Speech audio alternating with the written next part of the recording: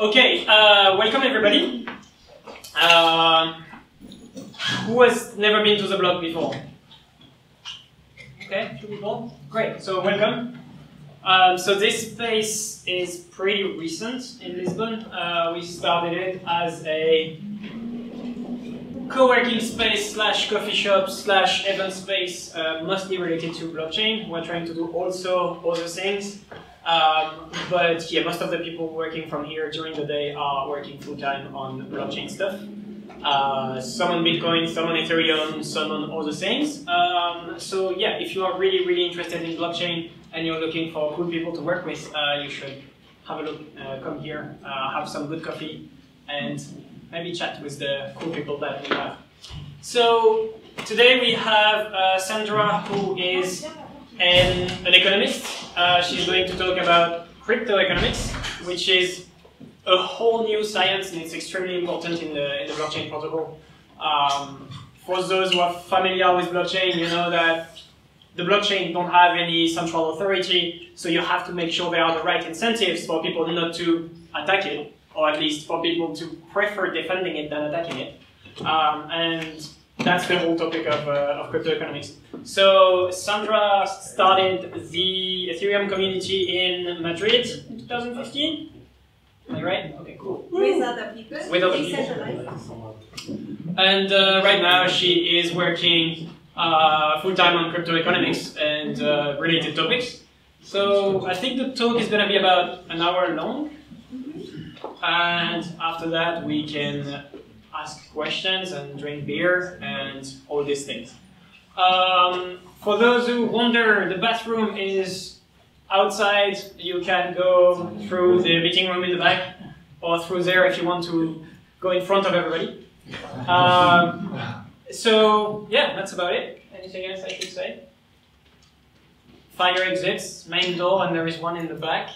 But there should be no fire, especially with the rain today. Okay, so welcome. Okay, so I have only an hour. This is actually a 5-hour course, but I squeeze it to an hour, or I deleted also stuff. But the full presentation, I send you later the full presentation, the 5 hours full presentation, so you can have a look. And I have to go back and forth because the thing is not really working, yeah? Okay, so cryptoeconomics. What is it? Anyone here knows, actually? Anyone heard about cryptoeconomics? Well, yeah, some of you wants to give a try. What is cryptoeconomics? How would you explain it? It's a way to incentivize people to maintain the network. And provide some revenue for this, and expect that these people will, with this revenue, provide to attack the network. Okay, yeah, somehow, yeah. Yeah, but why cryptoeconomics? Why the name? Because it involves with the cryptocurrency and blockchain. And the cryptography is an important part. Because it's trending. That's why it's But then I have to say we are a bit late, because it actually started some years back, but nobody paid attention because it was too cool by then, I guess. So Vlad Zamir is one of the he's a developer from the Ethereum Foundation. Sorry? Yeah, it's his name. Oh, I'm sorry. Oh, good question. I will finish. I will change. So he started with this topic in 2015, and it's actually, well, it's not so different. Even though we think the crypto world is something totally new, it's not totally new. So we live in the same world. Just the biggest difference is everything is decentralized, or that's actually the idea forwards, and this makes everything a little bit more complex. So what he in this time focus was obviously more on protocols. So how can we move services, products, but by only designing protocols? But now And this is also, so the name, as you mentioned, is actually, it's cool, but it's also, it's like a combination of two topics. So one is crypto, which stands normally for cryptography, and the other is economics. So economics is, as I said, it's like, it's the science about how how humans behave and move forward, like product, service, and all this, but in a decentralized world. So that's the difference. And if we split the two names, we have like cryptography in this environment as a toolbox where we can show that certain things has happened. So it's like a discipline that gives us the possibility to show evidence that this has happened. So it's actually in this discipline, the cryptography part is more dealing with the past to show that this has happened, whereas the economics part is more dealing with the future. So this is what you mentioned about the incentives and how can we manipulate sounds a bit bad, but how can we move the human behavior in a certain direction. And when we talk about incentives, we have actually two groups. So on the one hand, in the crypto space, so on the one hand we have tokens or anything which can represent value, and on the other hand we have privileges. So I can give you the privilege to, for example, in Bitcoin, if you are the miner, you have the possibility to decide on the order of the transactions. And these tokens and privileges, I can give them to the people as a reward, so I can motivate people to do something positive, but I can also take them away. So this would be like a penalty. And I don't know how familiar you are with Bitcoin and Ethereum, but Bitcoin, for example, is far more focused on rewards. So it motivates the behavior in a way that if you do certain things, you will get certain things. And penalties, there are no real penalties. The only penalty you can have or that it exists in proof of work is if you don't win, you lose all the energy you put in.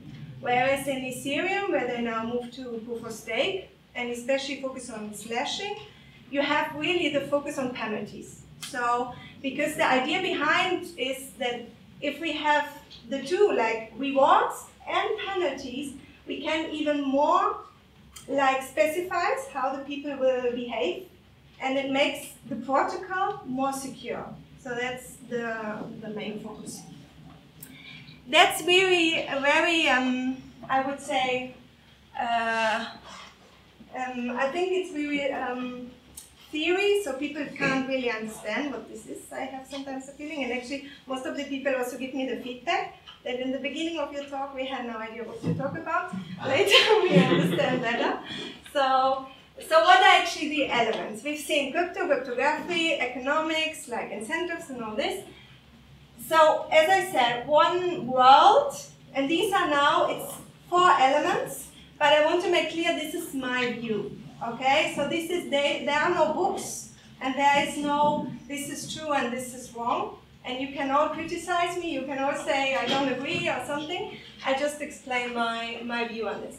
So it's like 4 different worlds. The first world is the cryptography world. And what we have here is, as I said, we have a toolbox. And so far you might know, like, for example, digital signatures. They give you the possibility that you can prove that you own a certain, you can own whatever is digital, okay? Then you have hashing. With hashing, you can, for example, prove this has happened before this. So you can prove the order of things. With hashing, if you know Merkle trees, you also can prove that certain things are included in other things. So it's like a big toolbox where you can just choose whatever you need to give evidence about something. And I think cryptography will be, or all of these 4 elements I show now, will be something which people will now focus a lot. I don't know how old you are, but I think the new generation will study this extremely, and we will have more and more. So I think hashing and all this is just the beginning. Then we have obviously game theory. So game theory is focusing on on actually how do people take decisions in situations where they can choose between cheating or cooperating. And these games are actually designed by the incentives. So what we talked before, like tokens and rewards, you can, I mean, we don't like this so much, but it's true that we are really, you can manipulate us really easily, okay? And money is actually the best tool to manipulate people. So if you just put the incentives in a certain way, people will just cooperate or they will just cheat, okay? So, but I have to say, game theory is based on that we behave rational. And we also know that this is not always the case. So this is actually something we also need to take into account. And this is actually what I wanted to show. If you are interested in game theory, there's a really, really nice webpage, which is called The Evolution of Trust. And you can just, I think it's like 13 or 20 minutes. You just play this, yeah, and you get a feeling about, when you do this on your own, you get a feeling about that even you, and we might be all really intelligent, I don't know, but even we are really easy to be manipulated. So if you play against someone who is just cheating on you all the time, you start cheating because you just get really angry. Yeah? So it's like, and then they have, in the middle of this game, they actually show how all this is working perfectly, but only if there are no mistakes. And we know that in our true world, there are a lot of mistakes. So sometimes people didn't want you to cheat, but we perceived it as cheating. And if this is happening, the strategy directly changes. So I really recommend, if you are into game theory, playing this webpage and see by yourself how easily you get manipulated if the scene is changing. Yeah? So why game theory in cryptoeconomics? Because game theory is a way to experiment and to see how humans behave. Okay, so we have cryptography to give people the possibility to show evidence about something. And with game theory, we can see how people will behave. What is the best strategy to make a decision? And then we need to actually, all what we found out in game theory, we need to put this in mechanism design. So what is mechanism design? That's maybe a little bit complicated, or maybe you haven't heard about it, I don't know. It's actually quite a new science. It's only 80 years old. It's really new, and it's like inverse game theory. So what you have here now is, you know what you want to achieve. You want a social, I give now an example, don't worry. But just to explain first. You know what you want to achieve, and you know that there are actors, and these actors, they have private information. So what you now do is you create a design. So you create a mechanism, and you design this in a way that you think this might lead to the final goal. What is an example? A really good example is, imagine I want to give a product to this person that has the highest utility for this product. I can now ask you, even in private, all of you, so what are you willing to pay? You have to make a bid, and the person who gives the highest bid will get the product. What's the problem of this mechanism? What will happen if I do this? The one with the most resources will always get the product. Yeah, and everyone will lower their bids as high as they can. Yeah. So in the end, what I will do is, because as you want to win, you will go to the highest you can get. And once you have the product, you are ending actually with no benefit. Because you went to the highest you can get to win the auction, I will lose everything. I have the product in the end, but I didn't make a benefit. It's like eBay. Sorry? It's like eBay. Yeah, a little bit. So they should maybe change their mechanism, no?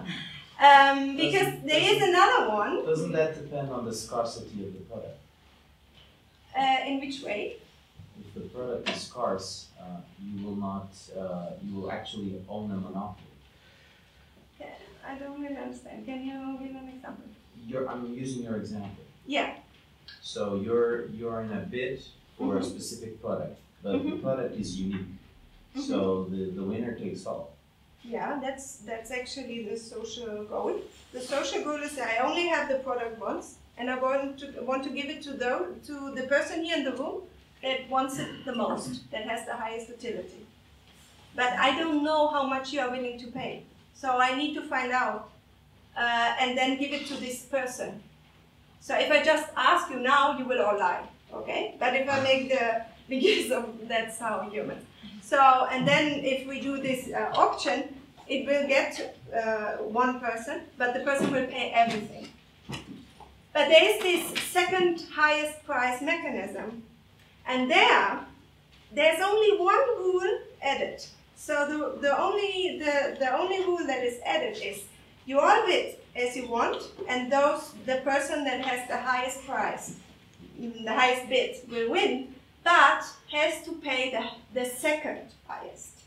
So what happens then is, I still get, me as a designer, I still will find out who needs it the most, who is willing to pay the most, but the actual person will get a benefit. Because in this situation, you are incentivized to say more or less what you are actually willing to pay. Because if you pay far above what you are willing to pay, it can be that the second highest is just here, and then you have a problem, no? But if you say too low, then someone else might be above you. So you are neither incentivized to bid too high, nor to bid too low. You're just incentivized to bid exactly what you're willing to pay, and if you do so, and it will win, you don't have to pay everything. So you actually get a benefit. Yeah? And this is actually a really good example to show how you can, with really a few rules, design a world where you can, without knowing exactly the private information, because how much you pay, I don't need to know this, okay? But I need to find out how to reach the social goal. And really important in the crypto world, because this is so often the problem, that we don't want to know, we have anonymity, we don't communicate with each other, but we want to have a social outcome. We want to have consensus, for example. How can we reach consensus without talking and without knowing what the others are doing? So these are so often the problems in the crypto world. And then obviously the last element of this new world is networks. So everything now is happening in networks. And this has this interesting effect that, I mean, most of you might know about the network effect, I guess. So suddenly, maybe in the crypto world you already came along with these people that tell you all the time, buy this token, buy this token. And after 3 times you think, I think this person has the token. No, obviously. So we are all happy when the people buy Bitcoins, because we have Bitcoins or Ether or whatever. No, so it's the more people have it, the more people use it, the higher the value. And this is something which is also different to an economy which we are having right now. So we have to take this into account when we create this new cryptoeconomics, that we are actually talking about networks. And what I'm studying this now for a year more or less, and I'm an economist, but traditional, so we didn't talk about these things so much. And I have to say, especially network economics is not really broad. There is not a lot out there. It seems like it wasn't, for me, a science where it was a lot of focus. So I don't know if you are interested in doing research, but there's a lot we can now experiment, because we have blockchain, we have networks, so we can test this for the first time, actually. If you read about it, they mostly refer to Facebook. So the only experiment they've done is Facebook. I think we have now far cooler networks out there. Okay, really quickly, because this is not so important, but maybe just to let you know, there are already some institutes in Austria. There is an Institute on Cryptoeconomics. They say all the time they will publish. They haven't published yet. I hope they will soon. There's in Australia, there it's a different focus. It's actually quite nice because all these people, they come from the traditional academic background, and they are now, publishing already really interesting papers, if you are interested. Then you have a conference also on blockchain and security, mainly focusing on security. I will do this because it went. Okay. And obviously, I'm a little bit biased to Ethereum, because I come from Ethereum. I don't speak about EOS or these things. I'm more thinking. In Ethereum, they have in the foundation, they have one topic only about cryptoeconomics. So if you're interested in research, they have a lot of problems they are defining, and it's only focusing on reputation and all these things. Okay, so now let's see some examples. One, or the most, I don't know if it's the most important application of cryptoeconomics, but it is obviously the most common one is the consensus protocols. So the question we all have is, if we are all decentralized and we can't talk, how do we get consensus? As I said, I don't know how old you are, I don't know how many years you've worked in companies, but in the past it was the boss says this and then we do all this. If we want to come to a world where no one says anything, it can end up in a chaos. And this is something we obviously don't want. So we have to find mechanisms or systems where we reach consensus, but without one person saying this is how it is and full stop. And we know already some blockchains and projects, they all have their own consensus mechanisms. But now to show, actually, sorry? Yeah, I know, well, we don't need to be a blockchain anymore. Hashgraph and all this. Okay. Would you like us to help you scroll down? Yeah, maybe. Oh yeah, that would be cool if you actually, oh that would be really you good. Do it? Yeah, it's fine. I would. But not this. Sorry. Just down here. Okay. Not now. When you send it. When I say, right. I'm the center. Okay. Okay. Let's play a game. Okay, to show how can we actually achieve consensus, but without talking in a decentralized way. Okay. No? Okay. Imagine some of you might know this. I don't know. Imagine you're in a castle. Yeah? That's daily imagination, I guess. Imagine you're in the castle and another person is in the castle. Okay, and you will stay there forever. Only you have one option to get free. And this is if you, from these numbers, can you actually see them all? If you and the other person will choose the same 6-digit number. Okay? So you are in one room, the person is in the other room. If you choose the same one, you get free. You really imagine it, no? So, and the other person gets free as well? And the other person as well. So what will you say? Which number will you choose? I'll say it's 100,000 because that's very easy to remember, and you will assume that the other person will choose that too. Yeah. Exactly. Yeah. Anyone knows what this is? Mm-hmm. What you explained is actually a theory. Yeah, just an assumption, and it's human behavior. So if you know humans, you know they always choose the easiest path. This is This is actually something Thomas Schelling found out, and it's called a Schelling point. So what is a Schelling point? A Schelling point, or so-called focal point, is exactly what you said. So if two people can't communicate with each other, but they both have the incentive to find consensus, to find the same answer, they look for something special.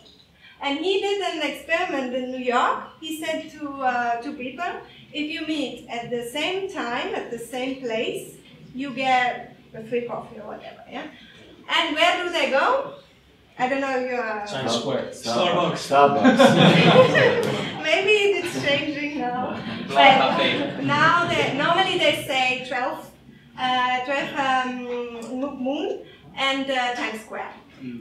And so these are points everyone knows, and what you try to do is you find something the other person might also think, I will do this. So you find something which is standing out, or which everyone knows. And the good thing is, most of the time the truth is also a challenge point. And this is something we can use now. And I show you how. Exactly, because what we have, the problem is, we want to know in smart contracts, for example, so often we need information which is off-chain. So we need to know certain things, and then the smart contract will move money in a way. But the problem is, everything is on-chain, so well designed. If we do the central oracles, it's actually a little bit like, wow, we not, but some people invented all this amazing Bitcoin blockchain blah, and then we just connect again to a single web page, which you can just manipulate so easy. No, that's obviously not what we want. No? So we don't want, again, the central point of failure and control. Therefore, we need like oracles which are decentralized. So we need information to get into the blockchain, but not so easily manipulated, so not a central point. And this is exactly where we can use now the challenge point system. And because it's called challenge coin. And how does this work? This works in a way that it's a mechanism saying, if you say what everyone else is saying, you get a coin. You don't know the truth. No, I don't know the truth. And I don't know if you know the truth. And I also don't know if you tell me the truth. But I can now use a mechanism to find out the truth. And this is by incentivizing you telling me what everyone else says. And then you will start thinking, what do the others say? So I guess they will say the truth. And this we can even show in an example. Imagine like you have, well, maybe you know this example already, I don't know. Well, you obviously know who won it. No, unfortunately, but that's it. So the question is, who won the election? I'm the smart contract, and I want to know who won the election. And you are the world, yeah? So you are the people out there. I know that you know it, but I don't know what's true. So now I ask you, and I say to you, you can say either of these options, but if you say what everyone else is saying, you get a reward. And so what are you obviously saying? The truth. The truth. So you will say Trump. No, that's actually I moved forward. And no, one more. And this would be my mechanism, yeah, which is really simple. So you choose either this or that, and if you say what the majority says, you get a challenge. Okay, perfect. And this is actually, if you think about it, it's actually applied to the proof of work. Because if a newer block gets broadcasted, you as a miner can say, oh no, I don't care. I just try to do my solution on my own. But if you then do your block, and this chain will grow, you are on a chain that has no importance. So you try to do what the majority does. And the majority will take this block as a winning block and just mine on top. So you will just do what you think the majority does to be in the game and going on. But the problem, exactly, that's a proof of work. But the problem, the problem of all this is it can be attacked. And speaking about attacks doesn't mean this typical hacker attacks, it means game theory attacks. So I can actually find ways, as I said before, by putting incentives to just hack the consensus algorithm. And in the example I said before, we can show this by a bribing attacker model. So imagine the same game, yeah? So I'm again the smart contract, and I want to know who won the election. But then there's one attacker, like you, for example, okay? And you won that I think it's actually Hillary. Okay, so now you have to create a mechanism. I, in the end, think you might know. then I think in the end it's Hillary. Yeah, pay perception attack. Hmm? Pay perception attack. So basically, if Hillary got chosen, you don't do anything. But if Trump is the winner and you voted for Hillary, you pay 1 shilling plus 1 fraction of shilling. Yeah. So you actually add a rule. So now I say, I'm still the normal smart contract. Yeah? So I still say to you, is it Hillary or Trump? And I pay you if you say what the majority says. That's the normal rule. But now he adds a rule. And he says, actually, if you say Hillary, but the majority says Trump, I pay you. The same maybe, okay? It doesn't even have to be more. So now you all have this option. What should I say? If I say Trump and everyone says Trump, Sandra will pay me. If I say Hillary and everyone says Hillary, Sandra will pay me. If I say Hillary and everyone says Trump, he will pay me. So if I say Hillary, I win in any case. And because everyone will think like this, in the end, everyone will say Hillary. And then I pay you all saying the lie to me. And I didn't even realize. Do you get this? Yeah. So that's a game theory attack. So he doesn't have to pay anything. So because he said, I only pay you if the majority says Trump. Yeah, that was actually perfect. So the costs of this attack are 0. Because if the attack is succeeding, he doesn't have to pay. Because I said I pay when the majority says what you are saying, and it's just Hillary. But there is a budget. What is a budget? A budget in these kinds of attack is what I have to pay if this is not working out. So it could happen for any reason. People are, and this is what game theory doesn't take into account, people are sometimes not rational. People are sometimes, whatever you pay me, I say the truth. You know, some people are easier to manipulate, others less. And then you have also the problem of the communication. Maybe people didn't know about the attack. Maybe in networks things can go wrong. So there is this possibility that this attack is not happening, not succeeding, and then he has to pay a lot. Because imagine like just not the majority, just really, I don't know, 49% still say no. And then he has to pay off all the people. Okay, so then he has to pay to everyone what he said. And now, taking this to proof of work, there you can do this. Yeah? So you can say, take my block, and you do the same mechanism as we just described. But if this is not working out, if in the end the people are choosing the other block, you have to pay out to all the other people. And this can get really expensive. And just because of this, there is this thinking of that this attack is actually not happening. Because the attack in itself is really easy, yeah, and it's really logic. But the problem of what if it's not working out, and I have such a high budget, then I might not go for it. Okay? So this was just one example to show how this works, how you can create based on game theory consensus. Okay, so with the Chelly coins, we reach consensus, the truth, or whatever. And with the bribing attacker model, you can use game theory to get the wrong, to attack the truth, let's say, in the blockchain. But there are far more attacks. I don't know how familiar you are with this topic. It's actually something which I think also will have a lot of attention in the future, because the more Bitcoin and all these prices are rising, the more interesting it is to attack the system, right?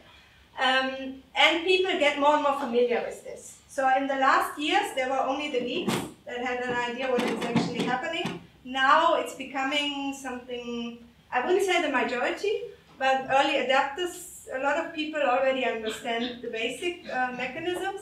And obviously there are always some smart people that find ways to attack things. So it's a kind of a race. Yeah, like you have the developers, they check on attacks, and then you have people that just try new things. So a way to see if your idea, if your algorithm, your mechanism is safe is by going through all the attacks that are already there. So for example, the Ethereum team, to check on their proof on their Casper, they check on all these attacks, okay, which we already know. There are quite a few which we already know. But in proof of work, because everything is about hashing power, so the way to attack the network depends a lot on how much hashing power you have. The more hashing power I have, the easier it is for me. Are you familiar with proof of work? Okay, so just in one sentence, proof of work is also a way to reach consensus on one solution. Because the problem I have a database, okay? So in the old system, in the corporate world, let's say, the boss says, you make the update of the database, and you do it, because you get paid. But in the new world, where decentralized, if we just say, okay, who is updating the database, no one will do it. Why should I do it? Why should I bother? But if I say now, okay, the person who will update the database gets a free coffee, or even, let's say, 10 free coffees, yeah, so everyone will do it, because everyone wants to get it. So suddenly we have like, no one is updating it, or everyone is updating it. So in proof of work, what we have is we have a competition. So we say only one is the lucky one that get the 10 coffees. But to get there, you have to first show me that you worked. And this is by finding a particular hash, a hash which fulfills a difficulty. So you do like a race. Who will find first the hash? And who will find it will get the possibility to update this blockchain. And to get this hash, the only thing you can manipulate or influence is by your hashing power. Because hashes, you can't manipulate the way you calculate them. So you don't like, okay, I found a hash which has like 3 zeros. If I make a small change, the next one will have 4 zeros. So hashes are really like just trying. And therefore actually there are 2 variables that influence. One is the hashing power and the other one is the network connection. Because if you don't have a good network connection, you might have found a hash, but you can't broadcast. But let's assume network is not a problem anymore, internet connection, then hashing power is everything. Okay, so that's also the way to attack. So now, I want to attack this system. And for example, yes. No, it's fine. Yeah. Down? Yes. No? Down? Yeah. So one interesting attack is the double spend attack. Okay, so actually Bitcoin, who is the first real blockchain, was about how can we avoid double spend. So how can we create a system where no one can just spend their money again and again, like copying an email again and again. As I said, with this mechanism, like proof of work, we found this single version. So we found this single update of the blockchain. So therefore we can't have double spends because there will always only one version. But you can attack this system with the double spend attack. And this is actually, okay, so first, if you are a user of Bitcoin, you would ask yourself, okay, how can I protect myself from a double spend attack? So a double spend attack means, imagine I make a transfer, or someone makes a transfer to me, yeah, and I want to be sure this transfer is real. So this transfer is happening, and not this person will spend this again on something else. So what I can do is, I can wait. I can wait after the block where my transaction is included. There are more and more blocks. And the more blocks are coming after the transaction where the block where my transaction is in, the more difficult it gets that it actually gets rewrite, or, and this is what we see now, more, more. I don't need all these slides. Exactly, and one more. Because what can happen is people can create secret chains. So what are secret chains? Secret chains are what I just described, this competition of finding the first hash. Normally, under normal circumstances, you want to broadcast directly your hash. So if you found the hash, you're so happy because you gain a lot of reward now if the people will at your block. So you broadcast it straight away. But what you can do is also, if you find a block, if you find a hash, you just keep it for yourself. And instead of showing it to the network, you start directly mining the next one. Okay? And then you keep going. And you see if the network is already at the same stage. And if you found 3 blocks, in this example I waited for 2 confirmation, me the user, then you broadcast your full blockchain. And then the network will see, oh, he is actually longer. So this chain is actually longer. And they will jump to this one. And because they jumped to this one, they didn't saw these blocks. They didn't verify these blocks. So in these blocks, people, the attacker, would have been able to do double spans, or to do spans which doesn't need a verification. But the next slide, two more. That.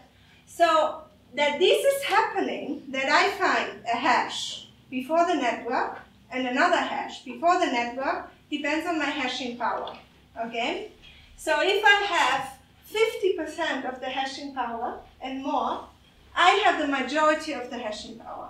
And statistically, I'm expected to always find first the hash.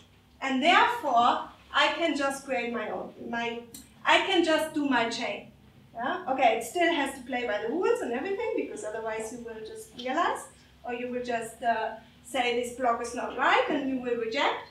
But I can just mine block after block, and statistically, I will just find always first the block. If I have 45%, so that's below the majority, I'm still pretty, I still have a pretty high chance to find the next block before the network does. So this is where I can try to attack. Okay, so I can try to mine, and in the moment when my chain is longest, I have some secret blocks, which the network is not seeing. But as you can see, like for example, if you only have 10% of the hashing power, to get like more than 2 blocks without the network being faster than you is really improbable. And in Bitcoin, to get 10% of the hashing power means a lot of investment. Okay, because the network is already so spread, hashing power is already huge. Okay, there's so much. I guess you heard about the energy waste and all this. So there's so much computational power in Bitcoin, for example, that getting just 10% is quite difficult. Well, so the thing is, the most dangerous attack in this sense is the 51% attack. No, because then one can just do the block and the block and the block. But now, and this is actually happening in the sense of, and this is a little bit game theory, so strategy. So quite a lot of people make announcements about these attacks. That doesn't mean that they will do these attacks, but just doing the announcement of an attack can have already such an influence on the currency that it then afterwards make the attack actually easier. What I mean is, if you say that you will do the attack and you have some credibility, so you're a person that the network the community knows, people might start selling. And because they sell, the price go down. Okay? And then you get actually the hashing power quite easy. Okay? So then you can buy really easily in the network and you can actually do the attack. One more. But so now, what are the reasons for doing this attack? Because I don't know if you're familiar with the cypherpunk idea, but there it is actually security is not achieved through building walls. In our current world, we have security because we create walls. You have firewalls, no? We all have these walls, and we try to make ourselves secure because we build up the walls and we make it all protected. In this world, the security is achieved because the incentives are put in a way that it makes more profit to play by the rules than against the rules. So it's actually more, or it's actually better for each of you to play with this game instead of trying to destroy it. And this is something you can see in this attack. So what can you actually achieve of this attack from an economic point of view? You can actually only achieve one double spend. How much can this be? And you have to pay so much to get this hashing power. And if you have less than 51, it's actually not even secure that you will succeed. So from an economic point of view, it's a huge investment with a really low outcome. But there are problems, or there are reasons, next one, where you can obviously, and this is something that might happen actually in the future, in the nearer future, governments get really concerned about all this movement. And obviously we will maybe have a moment where fiat is competing against cryptocurrencies. And in this moment, governments might become interested in just shutting it down. So if this is your goal, if this is something you want to achieve, then this attack is obviously good. Because in the moment, yeah? Why don't they do it already? I think at the moment we have something really interesting, because at the moment we have states that are really pro-crypto, like Zug or Singapore or other ones. And then we have states, big ones like Germany and Spain, this at least the ones I'm familiar with, that are really worried, but they don't know how to move. Because if they regulate everything, they are really, I think they are really afraid of losing this opportunity. But if they don't regulate, they end up in a chaos. So that's my opinion, obviously, but I think at the moment states have no idea how to deal with it. They don't know if they are totally against or totally pro. So they're a little bit in, there's something going on, so what should we do? But it's a good question. I can give the question to you. What do you think? Why do states don't do it right now? Because they can't. I think they can. So if the whole if we speak about US or the power of EU, they have the possibility to buy 51% hashing power. But and they just wouldn't, because if you buy 51%, how are they going to know that they actually bought the 51%? That's very hard to achieve. But they just won't know, and Europe isn't as big. If you look at the US or Asia, that's where all the trade's happening. So Europe is very minuscule compared to yeah, Europe was just an example. Okay. Even US or any state. By now they have still the power to buy easily this amount of hashing power and to destroy it. Well, currently most of the people in the government have absolutely no idea of how crypto is working. So thinking about attacking something they don't even know is far from the level of understanding. You may see that in a few years, but for now it's not even a question. I have the... Then you have the other side. How do we know they are not already doing that and manipulating the markets? The first thing they would do is speak about it. Because these attacks are the most effective if you just speak about it, because then everyone would sell. But if you say... China with NEO, for example. Look at it the other way. Why telling people if you see there is a big opportunity to exploit this in future and see where it's growing while we maintain the power? So let's say you're in charge and you let all the other people do their thing. You're not concerned. That's the general idea. That's the general idea. Let's see, and actually maybe we can use it and actually play by the rules and actually use it. So that's also the general cyberpunk idea, that we create something, everyone can participate, and everyone has more interest in participating than destroying. And this is so this is the government topic, but you could also go short on Bitcoin. So you could just try to do this attack and then do other bets that everything will drop. But this is really risky. I mean, at these times nowadays, where are pump and dump groups everywhere, I don't think you can manipulate the price with this in a really efficient way, and also in a way like you are sure it will succeed. and the attack is really expensive. And then, next one. So, and then you have this other option. So if you have so much hashing power, you actually will just get rewarded. So you will just get 12.5 bitcoins every 10 minutes. So how much money is this? Yeah. So if you just play by the rules, you get so much more.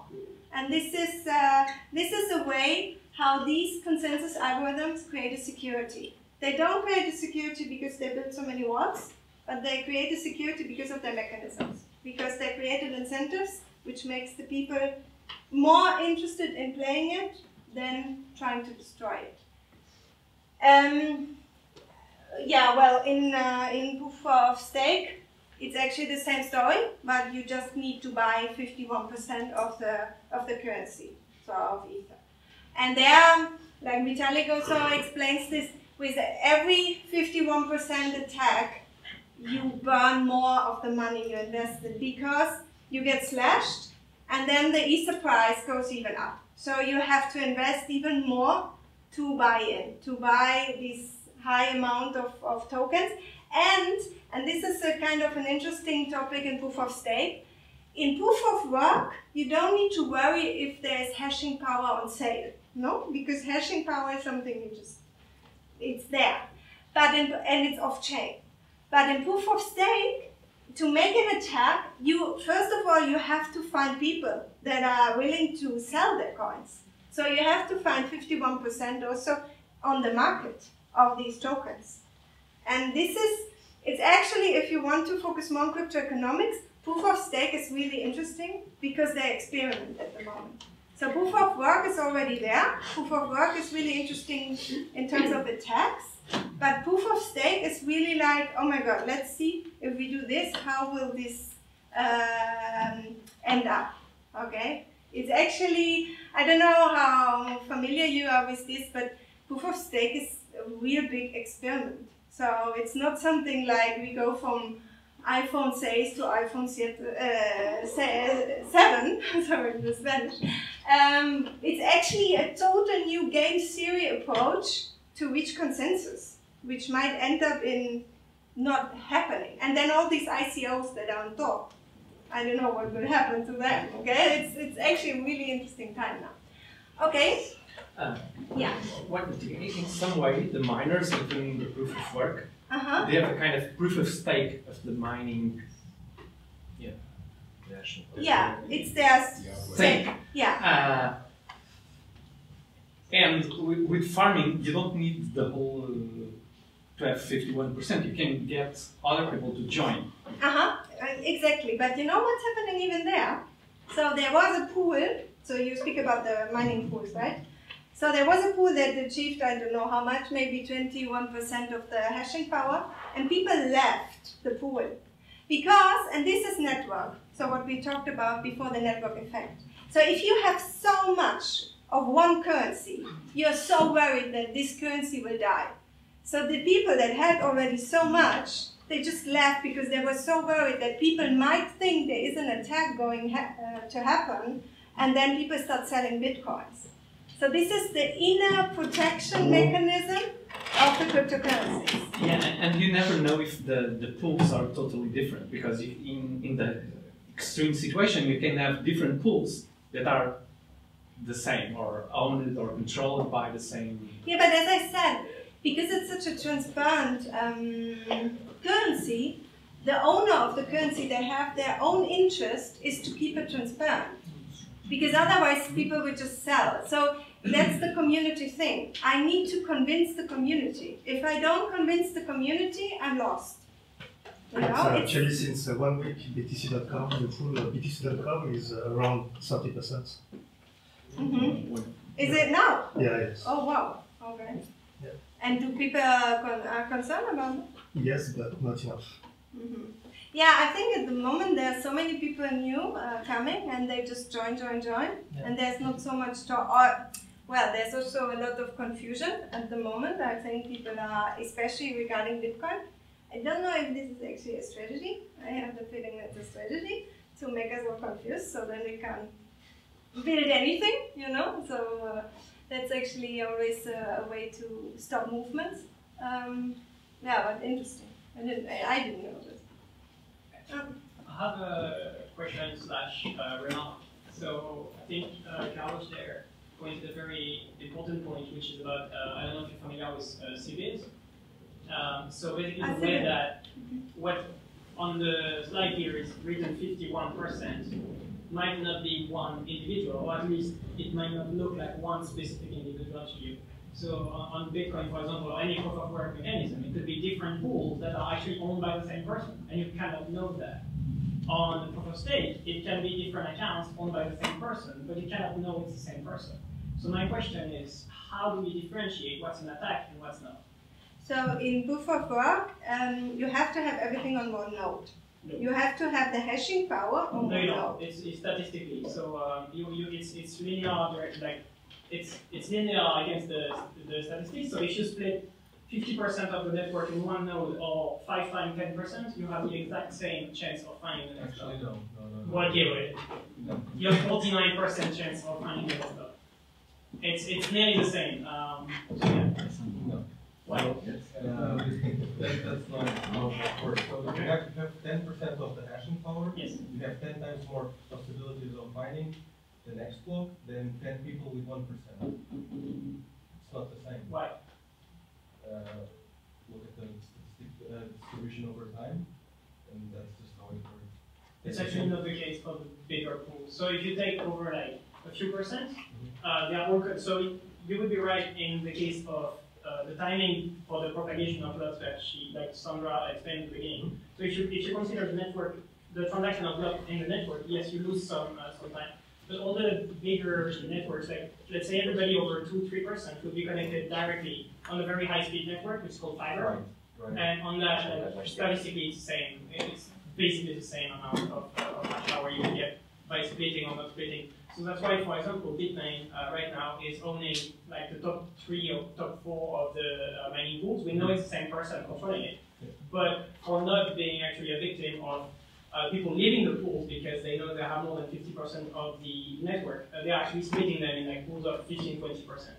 So if you take, I don't know, Bitcoin.com pool, BTC.com, and pool, all of them are owned by the same person. So that's actually a way to still generate enough money because they are connected to very, very fast networks, although they split the hash rate. I'm curious about that, and I'm not saying I'm going to check your math, but let's talk about that. Sure. Yeah, I mean the pooling is the problem. I know that there are a lot of strategies in the pools to attack, and this might be one too.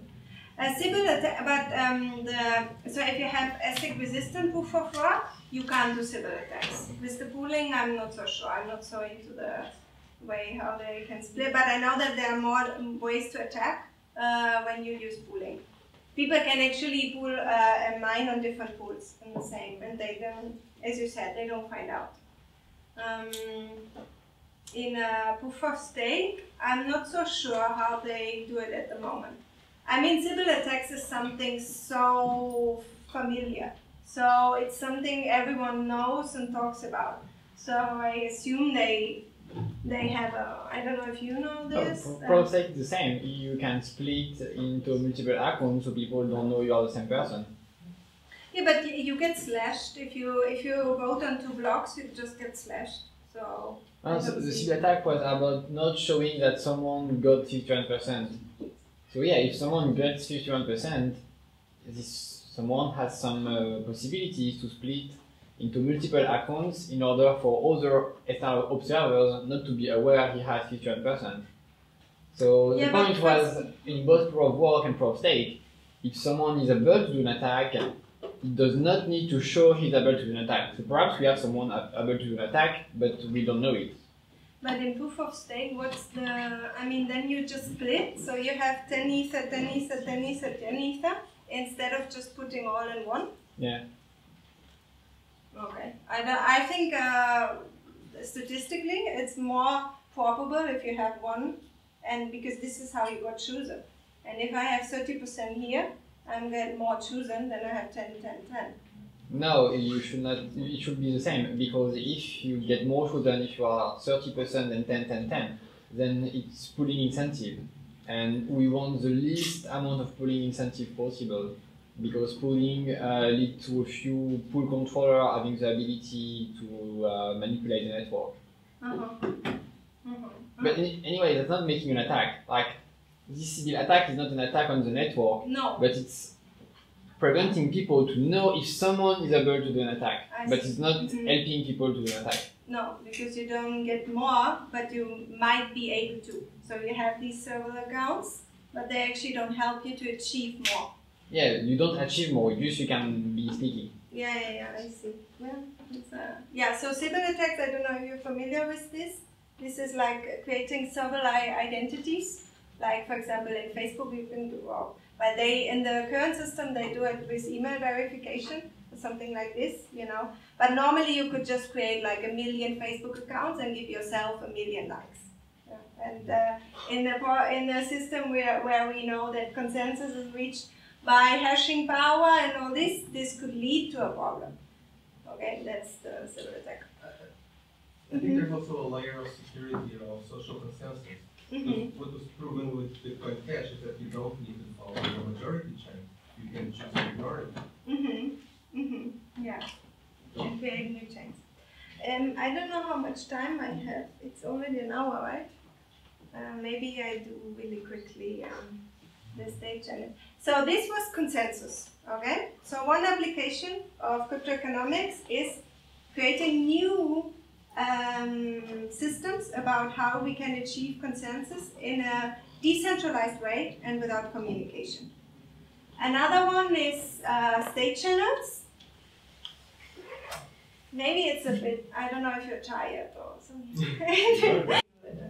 I do it really quickly because it's actually a really nice example of cryptoeconomics, because it uses cryptography to show something, to give evidence about something, and it uses incentives to motivate the people to not cheat.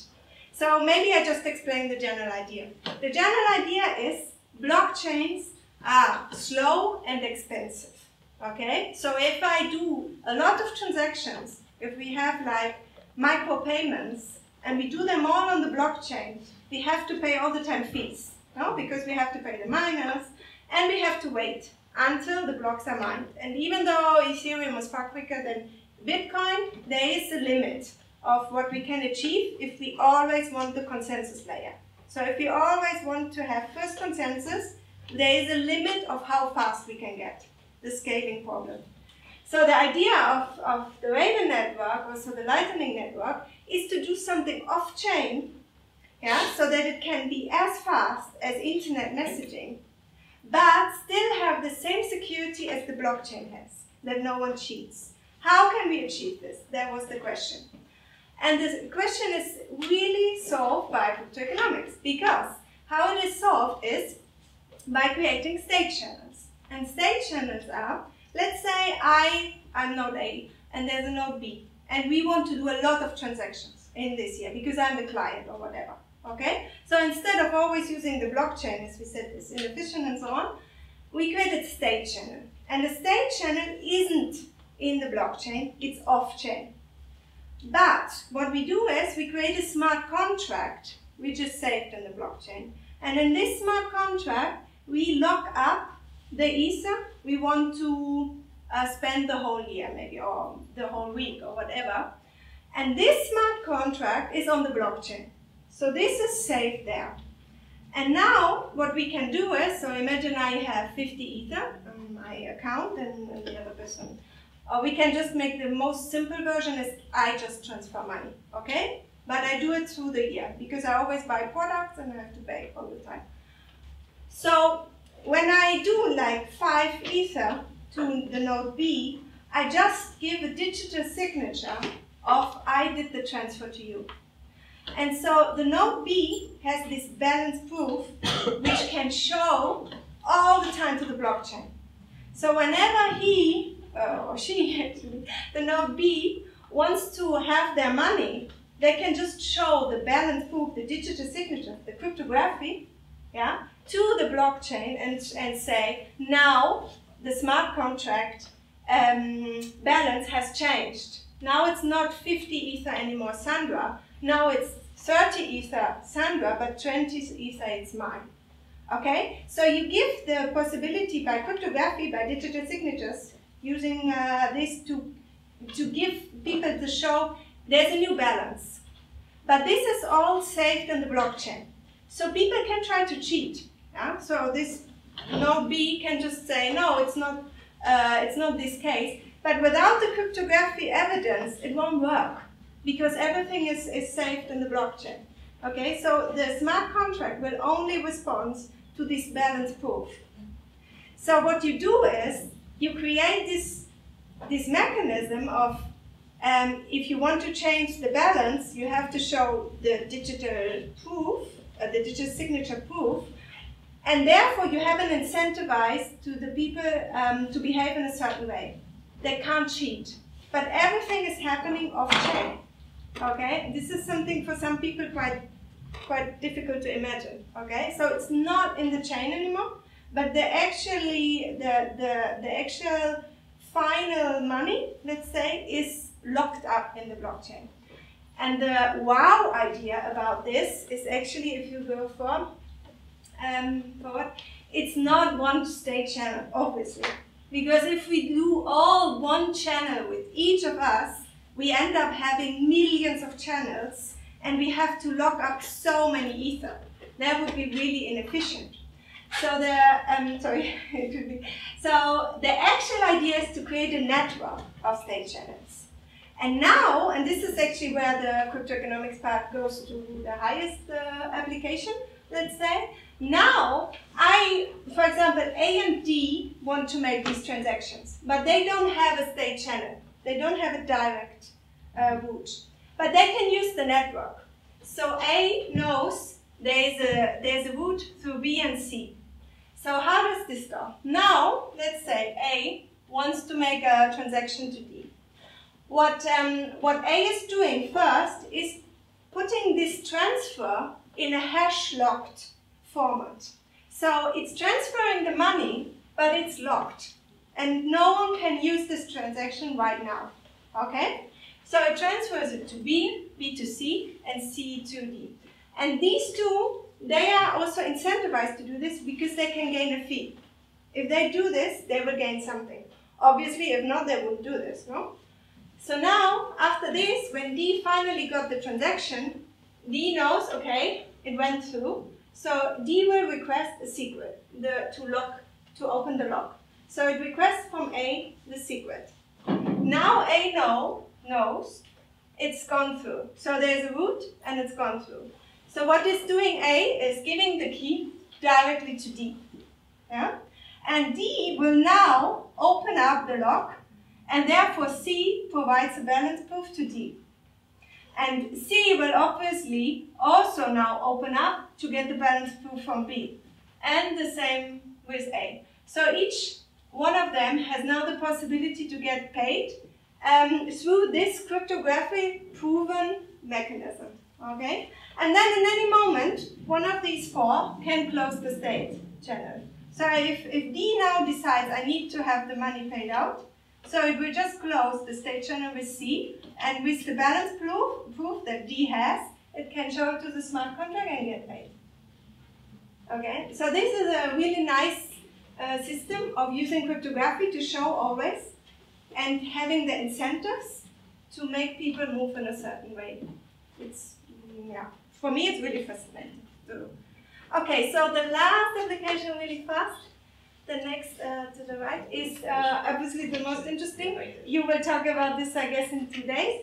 It's a token design. Okay, so all these new projects on top of blockchains or even blockchains, they create their own tokens. And so now we have, I would say, the first round of the ICO wave, the ICO creation is already slowing down. And it was mainly focused on ideas. So how crazy can people get, no, with their ideas? I think now, it's, maybe some projects like yours are already the second round. So they try not only to promote an idea, they actually also want to show their mechanisms. They want to show we actually thought about how this could work.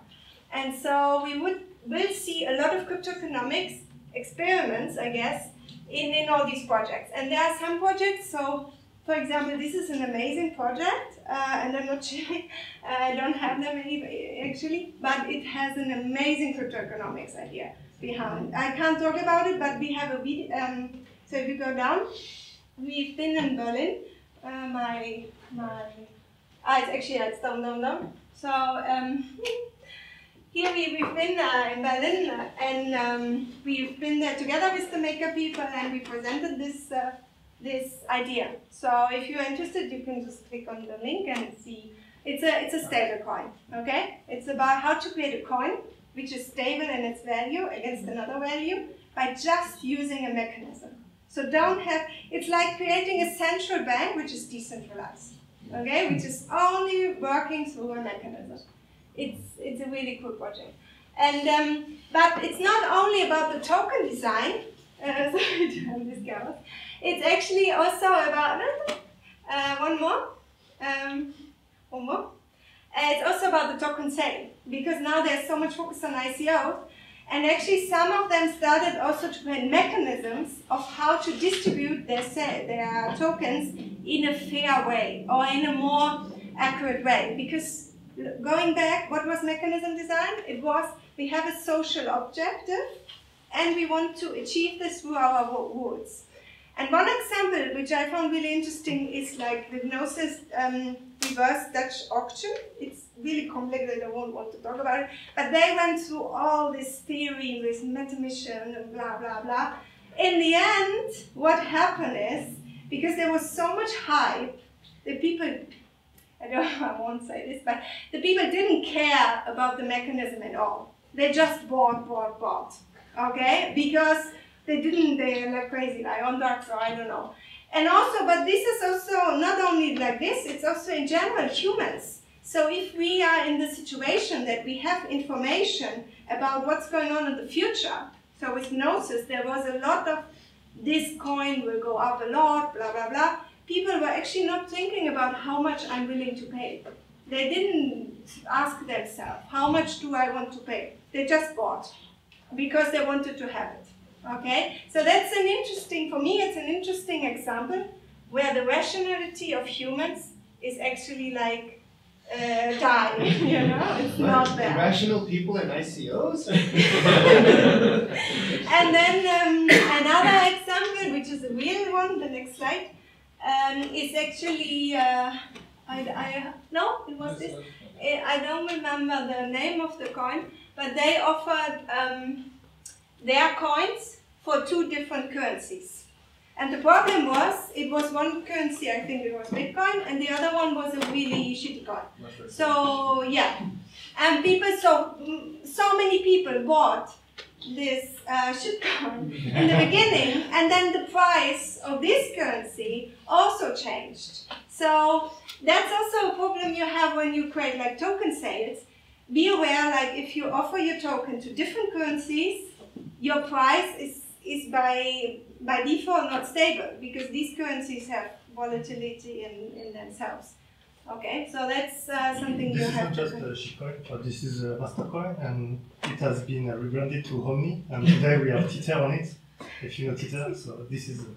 Yeah. Let's use, this is billion of dollars today. Yeah, no, but okay, I didn't want to say what I wanted to say is one coin is really difficult to manipulate and one easy. Let's say it like this. Yeah, it sounds good. Okay, and then to finish up, to the right, I talked about this, is the future.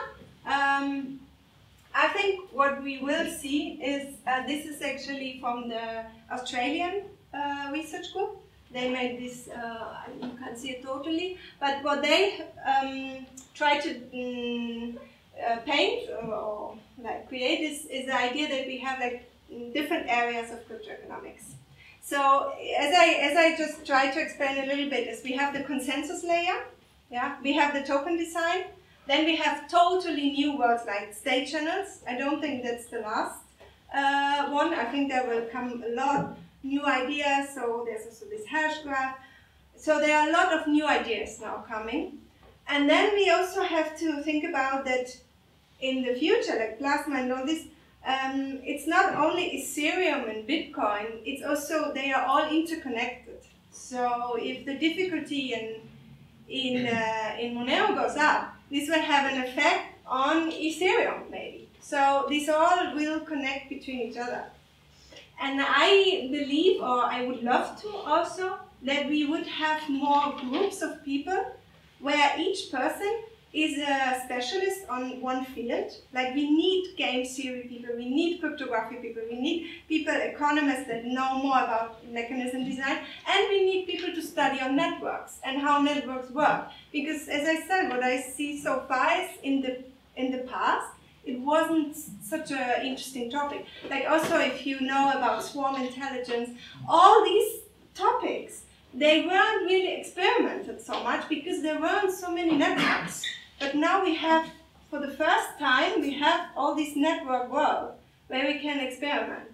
So I can see like new teams of crypto to create crypto projects where you have a specialist on each topic, and then like a project manager or one person who's actually combining ideas.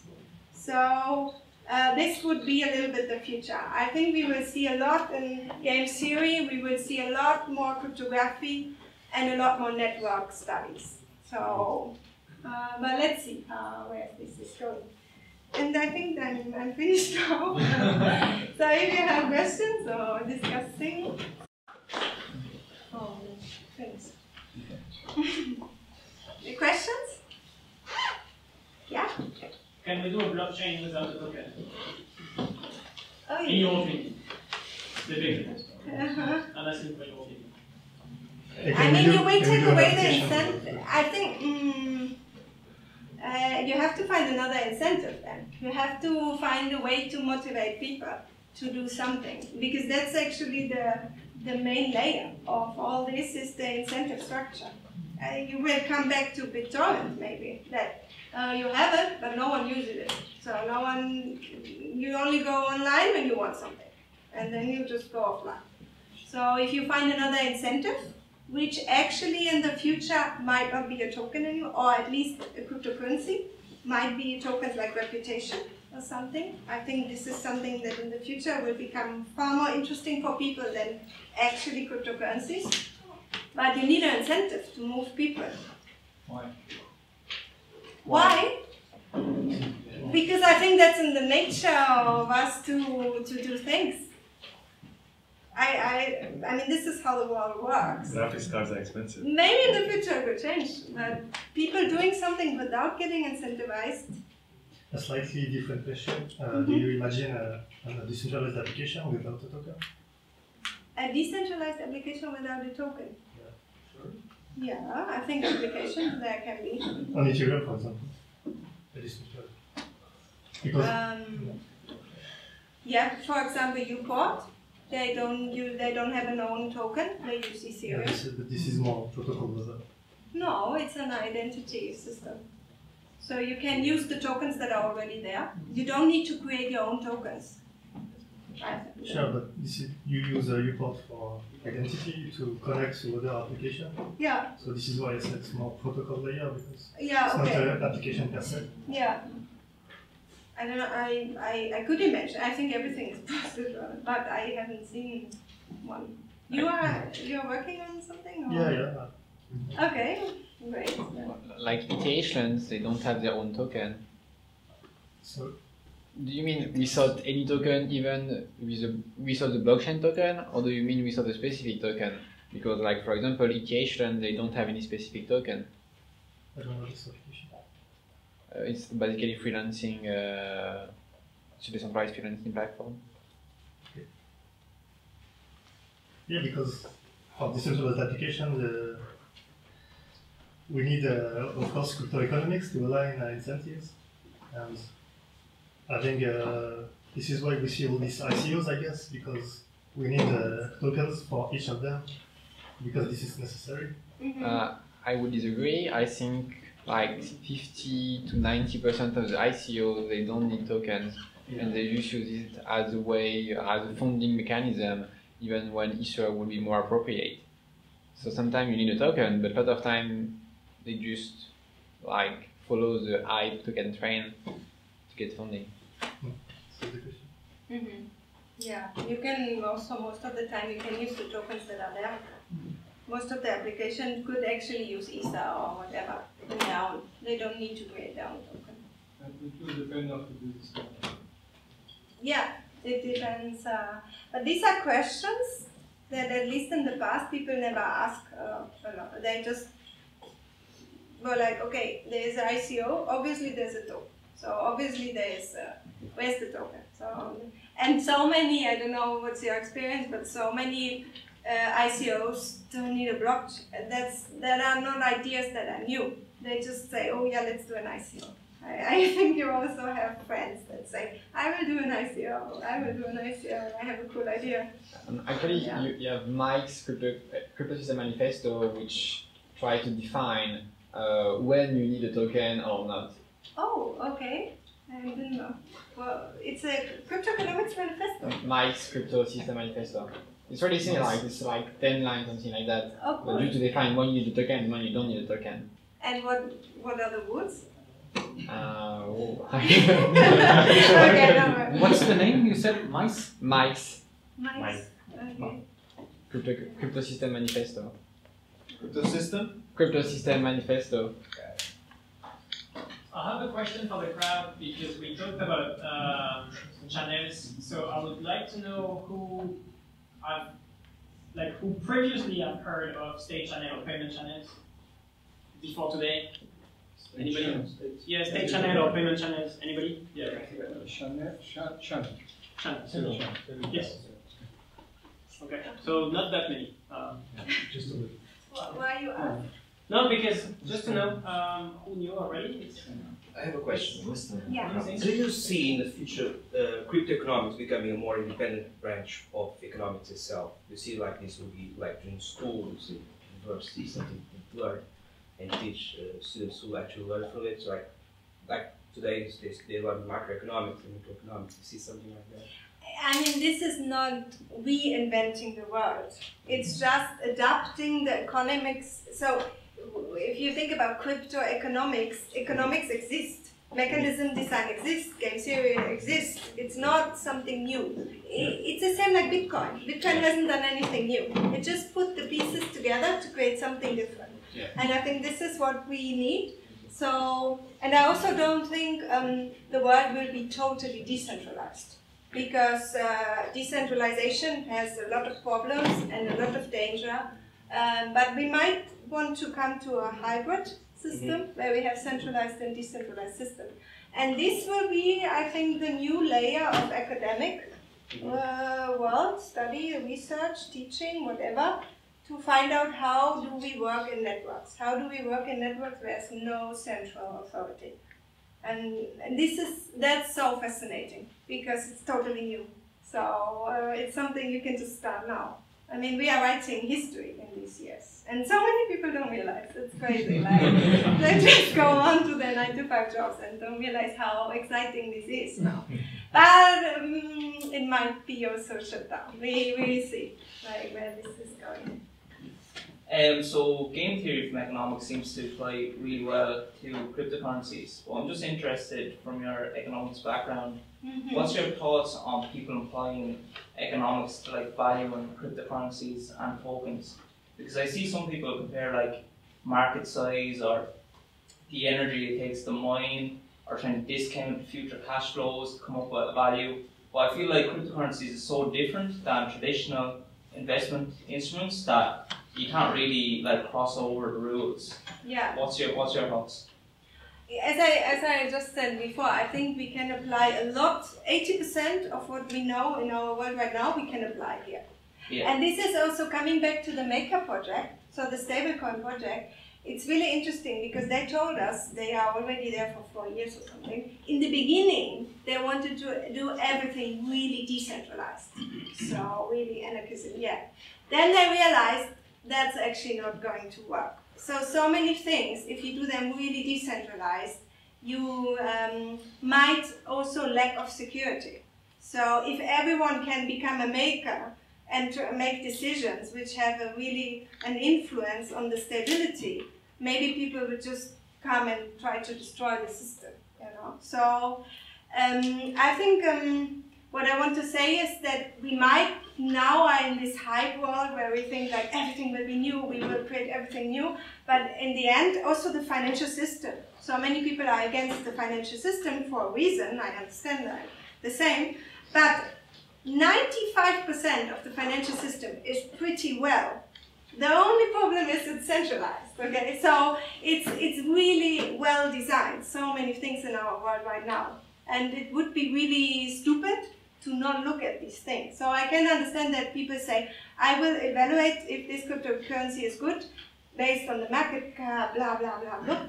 But then you have also network effects. So, and this is something we didn't have before. So for the first time, cryptocurrency itself is a product of choice and not a product of enforcement.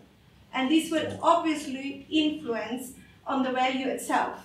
So the euro has a value not because we use it. It has a value because we are forced to use it to pay our taxes in euro. And then we have a whole institution which is only focused on the stability of this value. In cryptocurrencies, we don't have this. No one is forced to use it, and no one will bother about the stability of the value. So everything is new to us. And I think this is something we will explore. I know, I have the feeling something is going to happen soon, because it's kind of... What do you think is going to happen soon? No, I don't know. I don't know. We talked about this also. The current system is so fragile, also in so many ways. I don't know. But this is also so unnatural. So it's really easy to shut it down at the moment. Or what do you? I mean, you are. This is the big problem. What are you thinking? I don't know. It's easy to shut down. This is what? It's easy to shut down. Yeah. Because at a certain point you have centralized systems. Yeah. Like the exchanges and the banks. And the exchange from fiat to the currency. Exactly. And the access to internet is still centralized. How can we decentralize cryptocurrencies when the access to internet is centralized? So yeah, there are a lot of problems still. But I think what I feel is the people are desperate for change. Yes. And this makes it happen. Not that some governments are saying this or that, or even the value of Bitcoin. It's addressing some type of people. But what I experience so often, I don't know, I would like to hear your experience, is people come for the value first, but then they get really passionate by the idea. And they stay then because this is also crazy. And I can actually be part of it. So, or they just leave. But most of the people, they come because they think, wow, I can make some investment. And then they are suddenly like in projects. There are people that come and ask me a year ago, and suddenly I see that, wow, they have their own project already. Or wow, it's crazy. The development of people in this area is crazy. Hey, what is your view on this? Like you said you started last year, and now you do this. I mean, that's crazy. No? I think it's really like, some people just don't sleep and only do this. Maybe if we have some utility from the tokens in the real world, this will change. Yes. Yeah, we need more. Yeah, but therefore also the stable coins, the QPOD, the identity systems, we need to create so many new layers. That's actually what I was going to ask. It's both to you and to the crowd. You know, we're talking a lot about economics and economy and finance and whatnot. Have you guys heard, what kind of applications have you heard outside of these fields? Something that we have centralized networks today that are not necessarily financial, where this is already being talked about, perhaps decentralizing them. Ocean Protocol? Which? Are you familiar with Ocean Protocol? No. Oh, okay, so think of the biggest data lake in the world. The biggest what? Data lake, you know? Yeah, right? yeah. Now it's a data ocean, and it's decentralized, and it's incentivized by a token, I hope. To buy it maybe. That's an example that's not financial, it's about how access to data is necessary for AI and all those fields of science, and they are locked behind the doors of Google and Facebook and all that stuff. by having this, figure out the rest of the thing. Anyone else? Yeah, so you have the ideas and then you have what project actually exists, and that's two different things. But the best way to find applications that could work on the blockchain is to find things that are 100% digital. They get born in the digital world. So anything related to intellectual property, to I don't know, yeah, data, identity, what you could be with reputation, all these things that can be born directly on a computer are very important and can be done probably on a blockchain. The things that are much more difficult are the things that are real or are linked to something actually physical. So that would be when we talk about land titles or whatever. Great, I can have the proof that I own this land, but if there is a tank on it, I'm not going to show them my, I don't know, blockchain proof or whatever. So the enforcement is very important in a blockchain. So when it's not something that you can enforce directly on the system, it's very, very difficult to build the incentive. And then you also have the things that are in between, for example, company shares. So a company share is something completely digital, but you can still get fucked by the company never existing in the first place, or things like that. So yeah, if you want the easy one, just find something completely digital, and that's much more easy to build than something merging between physical and digital or completely physical world. Crypto kitties. Well, it doesn't exist. So can I ask a follow-up question to that? Is that why I'm seeing more useful applications on video games than things that are tied to real life? Yeah, of course. And anything like collectible, especially if it's a digital collectible, it's great because you can actually for the first time verify that it is unique or in a limited quantity. And before blockchain, you didn't have a way to count digital stuff. You could always copy them. So money was the first application using that specific property, which is you cannot duplicate it on the blockchain. And collectible are just the logical next one. Or anything unique like identity and stuff like that again. But it's not easy to make. So many people forget that the actual idea, so some that are from the beginning at least of Ethereum, remember the actual idea was to get a world computer. And now it's with Web3, is to create a whole new internet, which is decentralized. So it's not just creating a blockchain here and there. That actually came after. When Ethereum was born, there was more this feeling of there will be only one, and everyone will just build on top. And now, what is so fascinating, if you go into Swarm also, or IPFS, that they use hashing and they use also incentives structures to move data around. So not a central server anymore. And then you have the name system. Everything is connected. It's actually creating a whole new internet as it was planned to be. And for me, like social media is something which we desperately need a new one, because we all know it's awful. And it's also, I think, then based on this new internet. That's also from an economic point of view. It's suddenly not. If you think of Facebook, for example, what's the business model in Facebook? The business model is advertisement. And to make the advertisement as good as I can, I need data. So I need to know as much as I can about my users to just target the ad at the highest level. So this is the centralized business model. If we create a decentralized Facebook, the business model would be, I create an app, or I created this application, and the developers might have a part of the tokens, or actually get also tokens every year to do their work. And if they do a good work, the people will just use their tokens, not to like or whatever. And so if they do a good work, the value of their own token will increase. So you are actually part of your own product. And the economic model is a totally peer-to-peer economy. So the people just move around. So suddenly, if I get 1,000 likes in Facebook, suddenly I get something.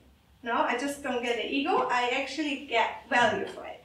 And if someone creates, for me it's so interesting, because in Facebook, if someone writes totally nonsense, it has the same value as if someone wrote a really nice article, or in Medium or whatever. But if we create a token peer-to-peer economy, we can actually give value to those that provide good content and directly. We don't have these monster platforms anymore like Spotify or Airbnb or all this, where one central entity says you artists are in and you not. So we can actually directly give the token. So for me, that's the application. That's the, and as you said, digital. It has to be digital because getting off-chain products on-chain regulated, and that's at the moment a problem. Answering your question, for example, in industry, they use blockchain to grant transparency through supply chains. For example, in logistics applications, or Unilever, for example, they use crypto tags to actually guarantee you that the product, the supplier is sustainable, and so on. And also, companies like Siemens and GE, they use blockchain for identification, ID verification, where whenever you have crowds, like for example in Dubai Expo 2020, you will have, I mean, the whole world wants to go there, so you will need to somehow solve the problems of the crowd, people, flow management, and all of that. Yeah.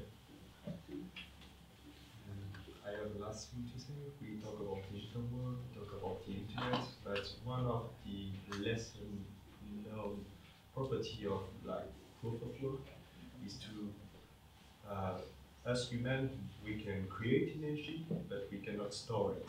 And it's one of the main issues of the century because when you have a nuclear power plant, you cannot say to the atom, okay, please send less neutron, because we don't need that much right now.